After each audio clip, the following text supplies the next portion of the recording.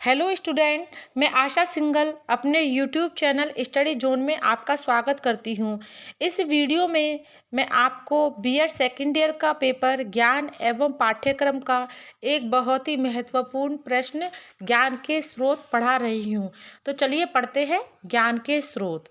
इसमें पहला है प्राथमिक स्रोत।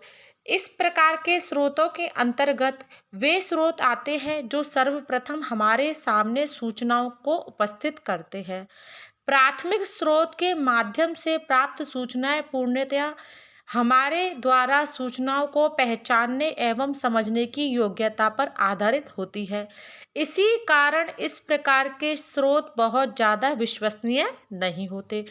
यदि इन स्रोतों से प्राप्त ज्ञान का परीक्षण करके इसे शुद्ध न किया जाए तो ज्ञान की प्रकृति दूषित होने की संभावना रहती है।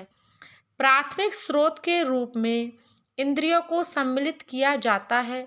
जैन दर्शन, बौद्ध दर्शन, सांख्य दर्शन, योग दर्शन, न्याय दर्शन एवं अद्वैत वेदांत में इंद्रियों को प्राथमिक साधन के रूप में माना गया है। अद्वैत वेदांत ने इंद्रियों को बाह्य साधन माना है। अब इसमें दूसरा है द्वितीयक स्रोत। प्राथमिक स्रोत के विपरीत द्वितीयक स्रोत के अंतर्गत निम्नलिखित स्रोतों को सम्मिलित किया जा सकता है, जो कि निम्नलिखित है। इसमें पहला है सत्तात्मक स्रोत। इसके अंतर्गत प्रामाणिक पुस्तकों, वेदों, साहित्यों, उपनिषदों, धार्मिक ग्रंथों एवं पुस्तकों को सम्मिलित किया जाता है। इनसे प्राप्त ज्ञान को प्रामाणिक ज्ञान माना जाता है। इस प्रकार के ज्ञान वैध एवं विश्वसनीय होते हैं क्योंकि इनको काफ़ी तर्क एवं सोच समझकर इसमें सम्मिलित किया जाता है। इस प्रकार के स्रोतों में प्रामाणिकता का मुख्य आधार इसमें व्याप्त मूल्य एवं उद्देश्यों की स्पष्टता होती है।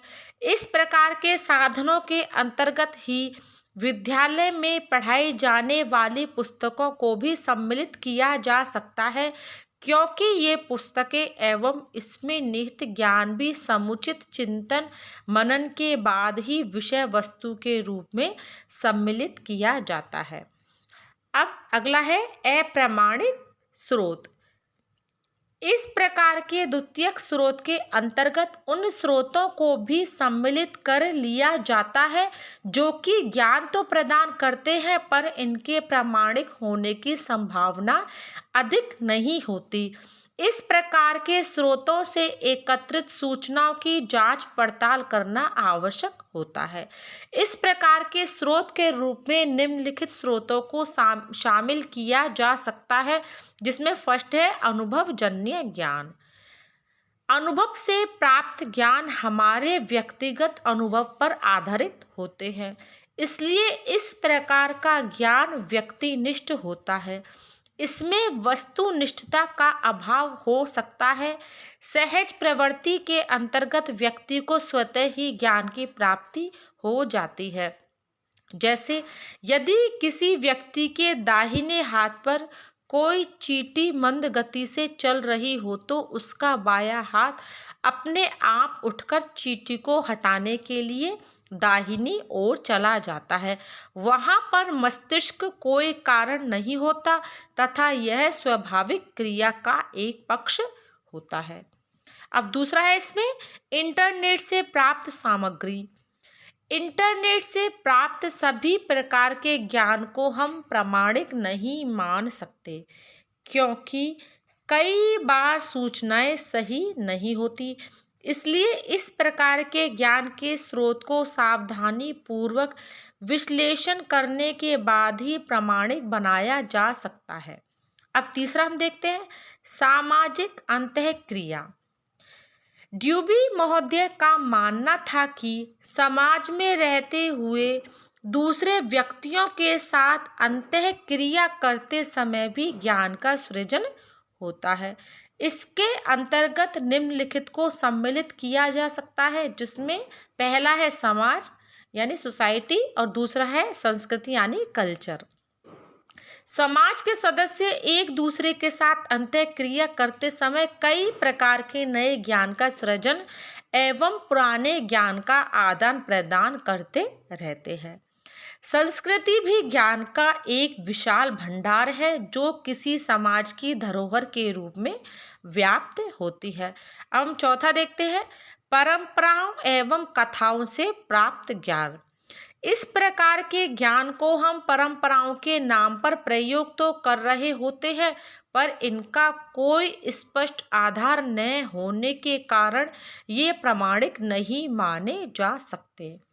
अंधविश्वास, जादू, टोने टोटके आदि को हम इसी वर्ग में सम्मिलित कर सकते हैं। अब पांचवा है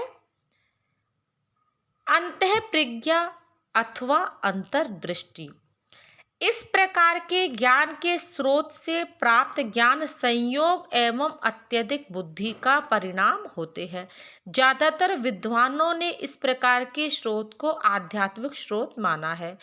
इस प्रकार के स्रोत से प्राप्त ज्ञान का कोई स्पष्ट आधार नहीं होता है, परंतु इसकी सार्थकता इसके प्रयोग किए जाने की संभावना पर निर्भर होती है। अब छठा हम देखते हैं, अंतरराष्ट्रीय अंतःक्रिया।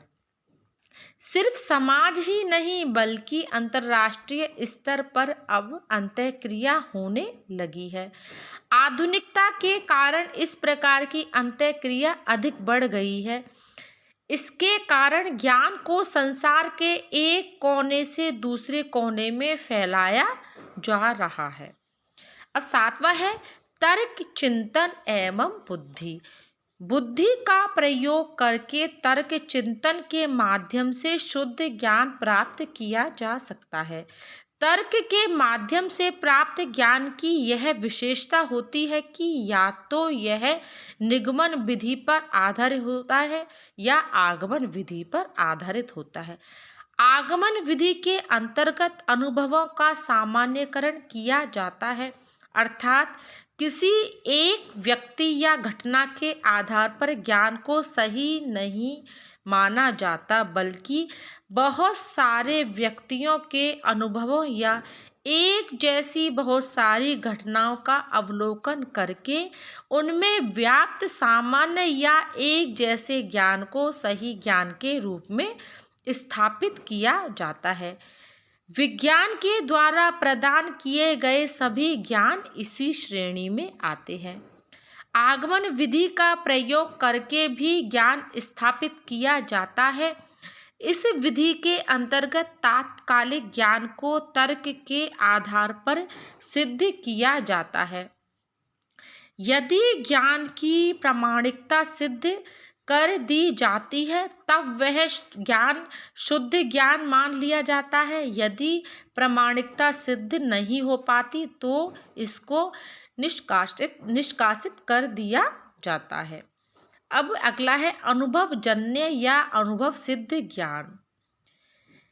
यह ज्ञान प्राथमिक इंद्रियों जैसे आँख से देखना, कान से सुनना, जीभ से स्वाद और नाक से सूंघना एवं अनुभव आदि के माध्यम से प्राप्त होता है।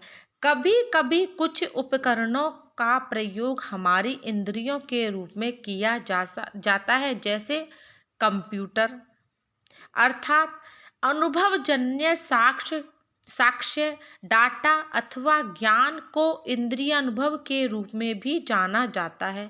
यह ज्ञान अथवा ज्ञान के स्रोत का सामूहिक पद है जिसे इंद्रिय माध्यमों की सहायता से अवलोकित अथवा प्रयोग किया जाता है। अनुभववाद संवेदी धारणा यानी अनुभव एवं अवलोकन के माध्यम से ज्ञान प्राप्त करने का एक सिद्धांत है। अनुभवजन्य ज्ञान प्राय बाह्य अवलोकन जैसे दृष्टि, गंध, स्पर्श एवं श्रवण द्वारा वर्णित होता है। अनुभवजन्य विधि वैज्ञानिक विधि के समरूप है परंतु समान नहीं है। अनुभवजन्य ज्ञान प्राथमिकताओं का ज्ञान है जो कि जन्मजात विचारों पर केंद्रित वाद विवाद एवं अन्य एक जैसे विचारों जैसे कि सत्य, विश्वास एवं न्याय पर आधारित है। जॉन लॉक का विश्वास है कि हमारे अनुभव हमें सरल एवं जटिल विचारों के साथ परिभाषित करते हैं। लॉक ने एक उदाहरण द्वारा समझाया है कि यदि कोई अपना हाथ आग से जला लेता है परंतु वह भी बर्फ के एक ठंडे टुकड़े पर, तब निष्कर्ष का एक प्रकार यह होगा कि यह गर्मी नहीं है जो जलने का कारण है, बल्कि तापमान में अंतर है। इस प्रकार लॉक का विचार है कि सरल संवेदना एवं अनुभव आधारों के लिए अमूर्त विचारों की आवश्यकता होती है। आगे हम देखते हैं, लॉक का मानना है कि ज्ञान विभिन्न प्रकार के विचारों की तुलना से भी प्राप्त किया जा सकता है। वे मानते हैं कि काले का विचार सफेद रंग के साथ विपरीत हो सकता है और अन्य विचार जिनका एक साधारण स्रोत होता है, जैसे कि प्रकाश एवं आग, जो एक साथ चलते हैं, ये सभी सूचनाएं ज्ञान निर्माण के तरीके हो सकते हैं। लॉक का विचार है कि ज्ञान के 3 प्रकार हैं: सहज, प्रदर्शनात्मक एवं संवेदनशील ज्ञान। सहज ज्ञान यानी काला सफेद नहीं है, यह ज्ञान का सबसे निश्चित प्रकार है। प्रदर्शनात्मक ज्ञान तब होता है जब हम अपने सरल विचारों एवं विशिष्ट विचारों को एक साथ रखते हैं। संवेदी ज्ञान के संदर्भ में लॉक का मानना है कि यह सबसे अधिक अनिश्चित है, क्योंकि यह केवल इंद्रियों के साक्ष्यों पर निर्भर करता है। लॉक की प्रतिक्रिया प्राथमिक एवं माध्यमिक गुणों के अस्तित्व में निहित है। काले एवं सफेद के उसके सिद्धांत से तात्पर्य प्राय नए बच्चे के जन्म के समय उसके मन में विचारों को परिभाषित किया गया है, क्योंकि उसने न कोई अन्य चीज देखी, न कोई रंग, न ही कोई फल चखा। धीरे धीरे वह अपनी इंद्रियों के माध्यम से इन सभी तथ्यों का अनुभव करने लगता है। यह सभी प्रकार उसके समझ एवं इंद्रियों द्वारा निर्मित होते हैं तथा मन में स्थापित हो जाते हैं। इस प्रकार मानव बुद्धि की पहली क्षमता है कि मन उस प्रभाव को प्राप्त करता है। बाह्य तत्व इंद्रियों के माध्यम से अथवा स्वयं के प्रयासों द्वारा उन पर प्रभाव को दर्शाते हैं। तो स्टूडेंट, ये हुआ अपना आज का महत्वपूर्ण टॉपिक। अगला महत्वपूर्ण प्रश्न हम अगले वीडियो में पढ़ेंगे। ये क्वेश्चन आपके लिए बहुत ही इम्पोर्टेंट है, आप इसको अच्छे से याद कर लीजिए। अगर आपको मेरा वीडियो अच्छा लगा तो मेरे वीडियो को लाइक कीजिए, शेयर कीजिए और मेरे चैनल को सब्सक्राइब कीजिए।